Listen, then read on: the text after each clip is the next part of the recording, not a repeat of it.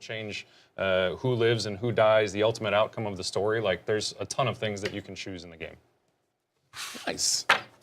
Speaking on choice, the big change is you can choose whether you want to be, I might say the names wrong, Alexios, is that right? Yep, Alexios. And Cassandra. Cassandra, that's right. I had a pleasure of playing both of them last night, and let me tell you, the personalities are very clear cut. So you're not just getting a re-dialogue or anything like that. They actually have personality. What was the thought behind giving players a choice now when in the other ones it was just one character? Yeah, so Ubisoft Quebec, we made the last Assassin's Creed we made was Syndicate, where you had a choice of Evie and Jacob. You could jump between them, but you were forced to play certain missions with one.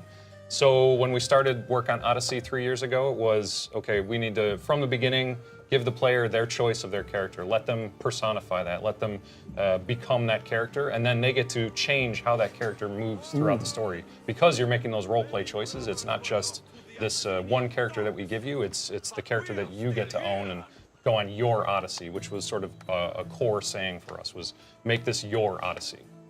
Absolutely. I know one thing you touched on, even like later on in the break room, was how much naval influence there is in the game because how big the world is. What can you tell us about that?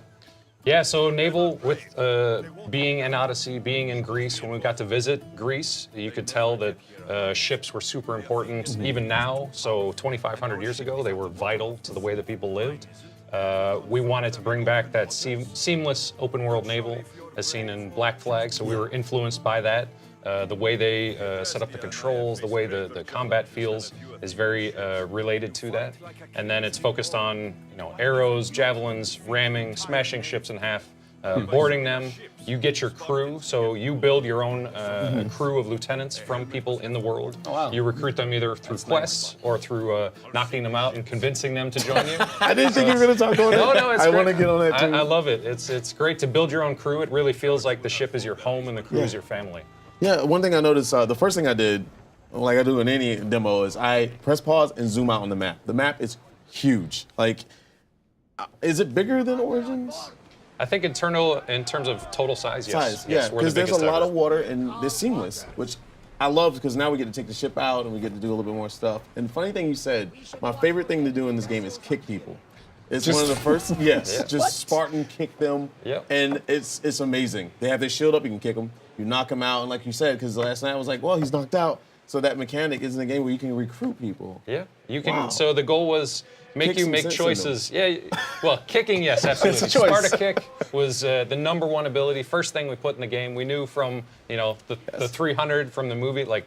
Everyone thinks of that. It's a meme. Like, everybody knows of that. So we put that in, and it's still now one of the most popular abilities, and still something we want to talk about. Is there a skill tree for that? Like, can you get like a stronger Spartan kick? Does Absolutely. It go Are you serious? Yes. I was just messing around. Absolutely. Yeah. I did. It's amazing. There's a dozen, more than a couple dozen abilities. Each of them are upgradable. They get more and more powerful, and it's all through this artifact you have. So it's a Spear of Leonidas, who's your ancestor, and it builds upon the lore of Assassin's Creed with the first civilization and the DNA and the artifacts and the connection to that. So it's got a very strong connection to that, and you get to really take that to the next level in your combat. Speaking of which, in all the other Assassin's Creeds, we noticed we jump between two stories. There's the past and the present.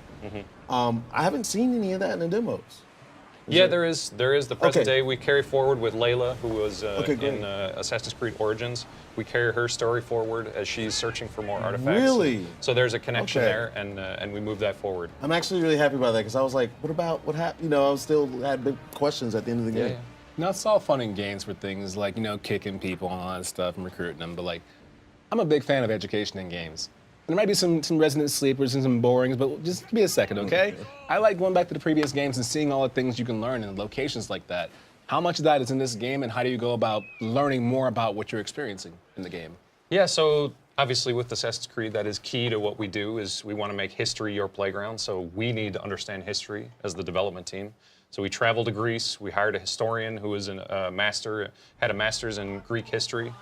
We study it, read about it. Like, there's a lot of stuff written about the dude was so ancient happy. Greece. So learning about Socrates, Hippocrates, these characters that are still talked about now. The Hippocratic Oath was created in this time period.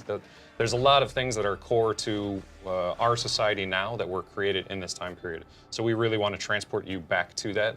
And you get to have those dialogues with Socrates for the first time. So it's not just a passive thing where you're just watching a cutscene, you're questioning him and learning about his mindset and how he approached the world, which changed the thought of the modern era. Speaking on Greek, I mean, yeah, you can't have a Greek without the mythology. How much we're going to be able to see, and I saw a little glimpse of maybe a Medusa, a Minotaur.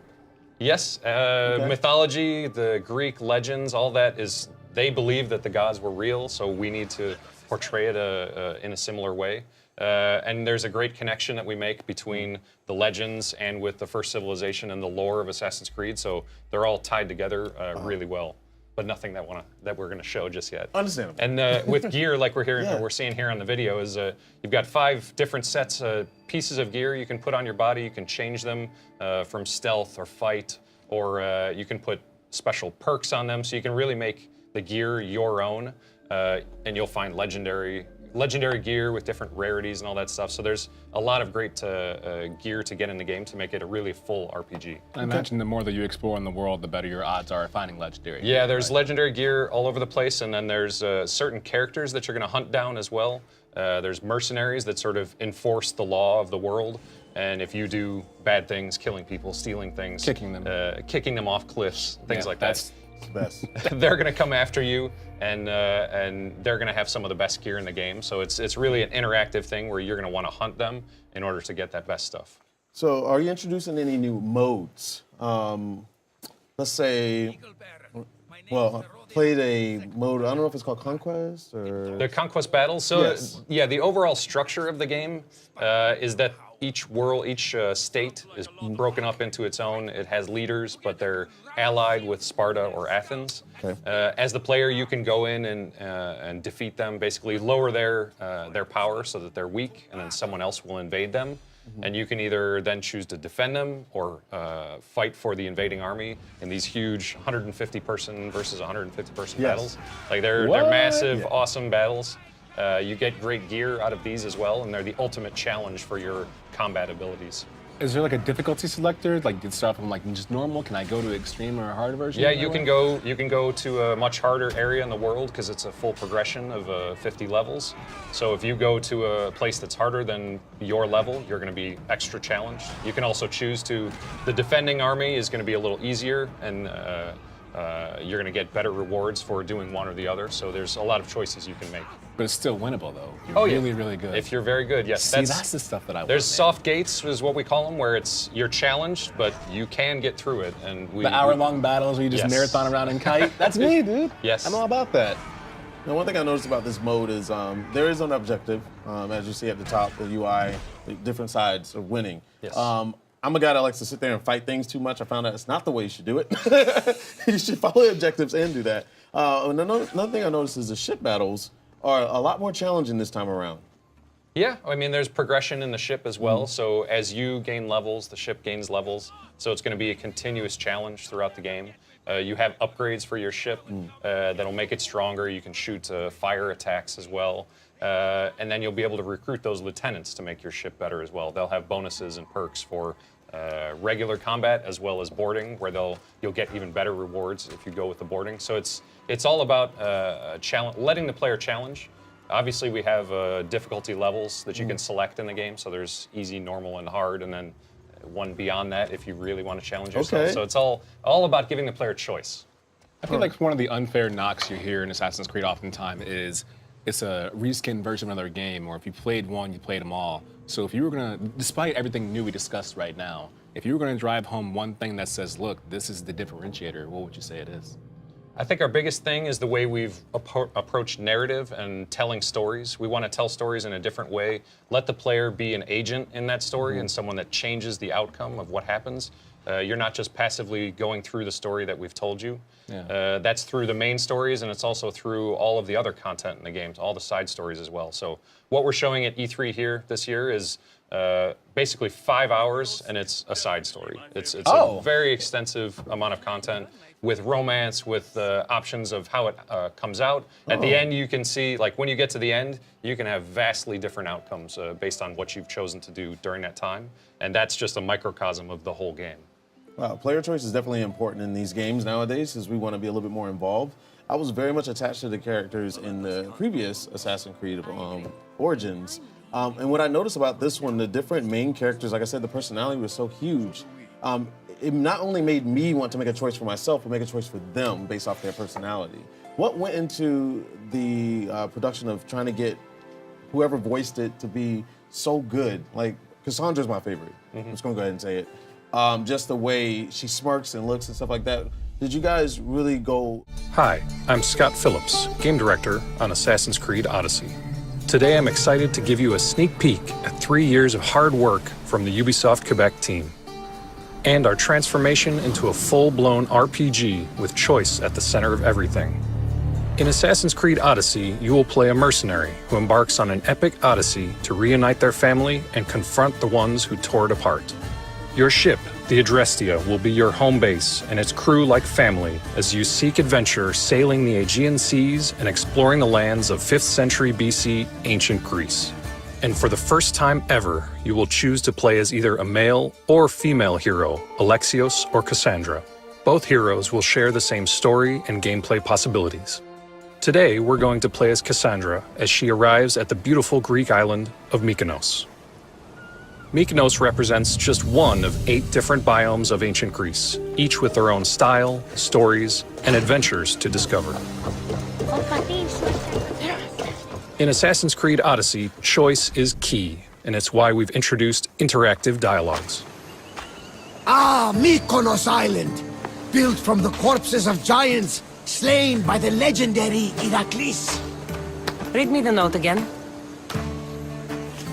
Eagle-bearing Mystios. That's you. We are a small but fierce group of rebels who'd pay you handsomely to help us overthrow our Athenian oppressors. A warrior named Diocles fights with them. None who face him survive. Please, Mystios, our people are dying. Signed, Kira.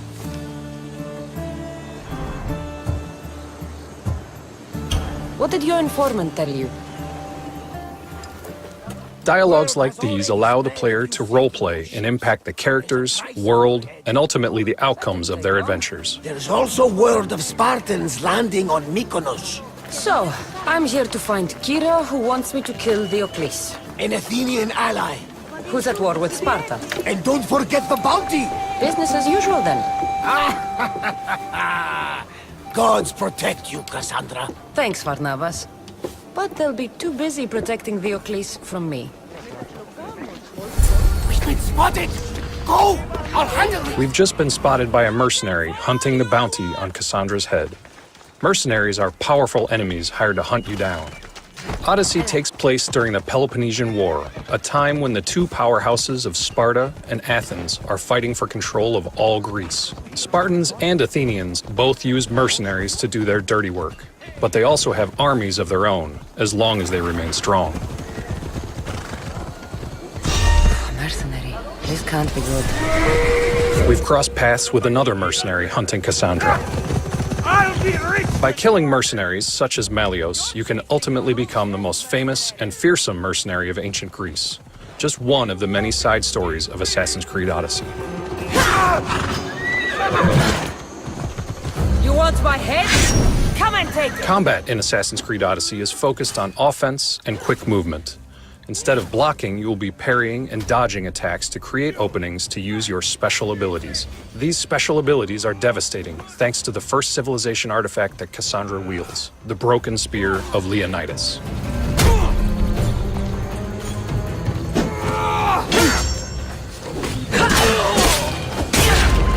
Creating a full-blown RPG was our goal from day one. Weapon, gear, and ability choice are key parts of that. Your gear is divided in 5 parts. Each item comes with its own stats and rarity, as well as perks that can be tailored to your playstyle. When leveling up, dozens of special abilities, each with multiple upgrades, become available. Once you've purchased a new ability, you choose where it's mapped on the controller, creating your own loadout.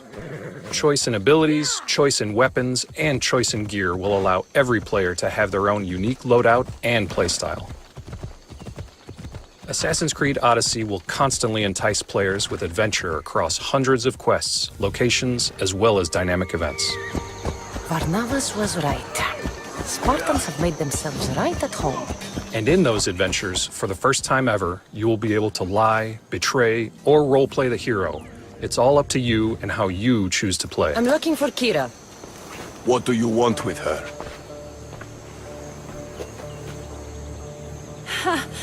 The mercenary who bears the eagle of Zeus. You got my message. It said something about paying me handsomely. Huh. Mercenaries. Athenians have enslaved our people for too long. Help us free Mykonos from their grasp. And you'll have more drachmi than you can carry.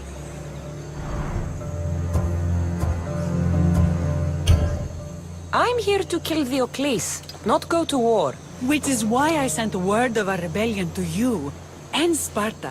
My men are ferocious in a ground assault, but we're outnumbered. And Diocles fights with the fury of Ares. Join us in battle.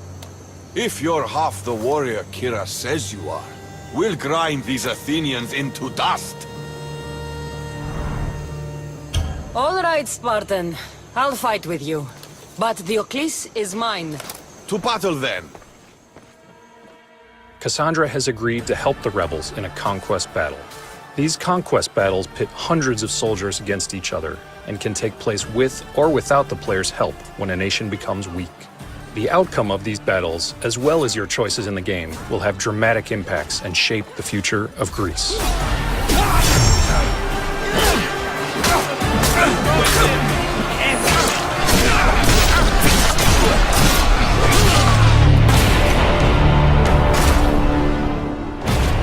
We found the Athenian hero Diocles.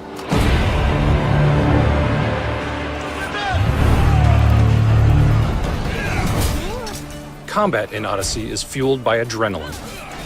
Adrenaline is earned by dodging, parrying, and landing hits on enemies. When the player has enough adrenaline, it can be unleashed in devastating special ability attacks, like Sparta Kick.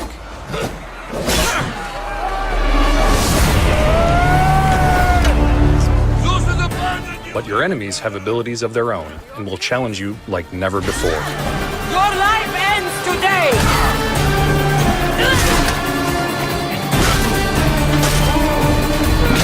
With Diocles dead, Mykonos Island will now be controlled by the Spartans. Thank you for watching. I hope you've enjoyed this sneak peek at the epic adventure of Assassin's Creed Odyssey, coming October 5th.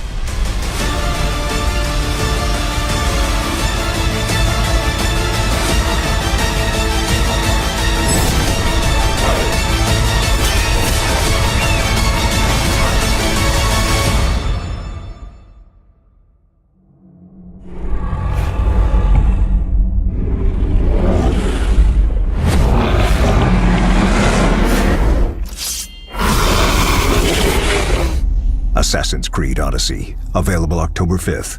Get early access with Gold and Ultimate editions.